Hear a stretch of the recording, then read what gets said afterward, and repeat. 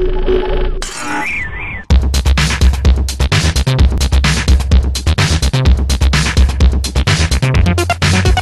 a great venue as well, so it's quite, I mean, I was quite impressed really with the whole. Yeah, it's just such a cool place because it's so old and there's all this new technology. It's quite a nice contrast.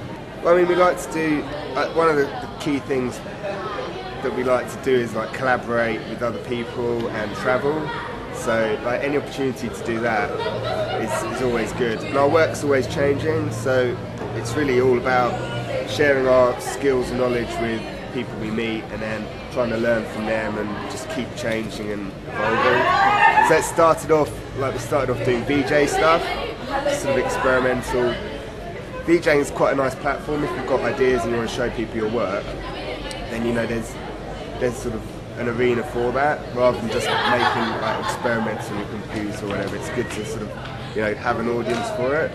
So we started off doing that and then it sort of evolved and we got art funding and now we get quite a lot of British Council funding to do projects and like collaborate with other artists and things, so it sort of evolved from there really, yeah. So okay, what can you tell us about your performance in this festival? Yeah, so I kind of covered it before a little bit, but it's just, so yeah, we have like, it's this idea of sort of exploring the city and also ways of recording time. So some stuff is done like time lapse, which is sort of more about sort of I don't know, taking a view of the city to do with like patterns of movement and repeating sort of patterns in a way, you know, like the city's a kind of machine and people are sort of controlled to go several directions and people have routines within that.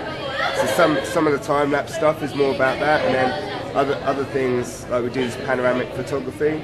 So we do. I've got a special tripod that allows us to do. It's called a spherical panorama, but it's basically you capture everything. So you like rotate around, and then it tilts back, and you do that, and you get one from the sky. So once you've got all of that, you can put it in your 3D animation software, and it's quite nice to sort of do a camera move afterwards. So it sort of forces the viewer to look at things for an uncomfortable amount of time, and maybe you see things that usually you'd miss, because it's kind of like standing still in one place and looking around.